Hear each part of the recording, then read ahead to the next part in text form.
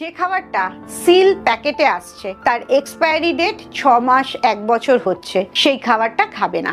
2 নম্বর, কোনো মিষ্টি খাবে না, কারণ মিষ্টির মধ্যে ক্যালোরি অনেক বেশি থাকে আর নিউট্রিশন কিচ্ছু থাকে না। 3 নম্বর, কোনো রকম তেলে ভাজা খাবার খাবে না। অনেকেই মনে করো বাড়িতে বানানো হয়েছে বলে সেটা খুব হেলদি। তুমি বাড়িতে বানাও বা রাস্তা থেকে কিনে খাও, তেলে ভাজা হয়েছে মানেই আননেসেসারি প্রচুর ক্যালোরি তুমি বেশি খাচ্ছ এবং তাতে পুষ্টিগুণ কিছু থাকছে না। তুমি 1 গ্রাম কার্বোহাইড্রেট বা 1 গ্রাম প্রোটিন যদি খাও, তার থেকে 4 ক্যালোরি তোমার শরীর পাচ্ছে। কিন্তু একই জিনিস 1 গ্রাম ফ্যাট যদি খাও, তাহলে 9 ক্যালোরি তোমার শরীর পাচ্ছে, ডাবলের থেকেও বেশি। যা তেলে ভাজা খাবার খাবে সেটাই তোমাকে মোটা করবে, ভুঁড়ি বানাবে এবং উপকার কিচ্ছু করবে না, তাতে কোনো নিউট্রিশন থাকছে না। আর এই কারণেই 4 নম্বর যেটা করবে সেটা হচ্ছে রিফাইন্ড তেল ব্যবহার করবে না, কোল্ড প্রেস তেল ব্যবহার করবে।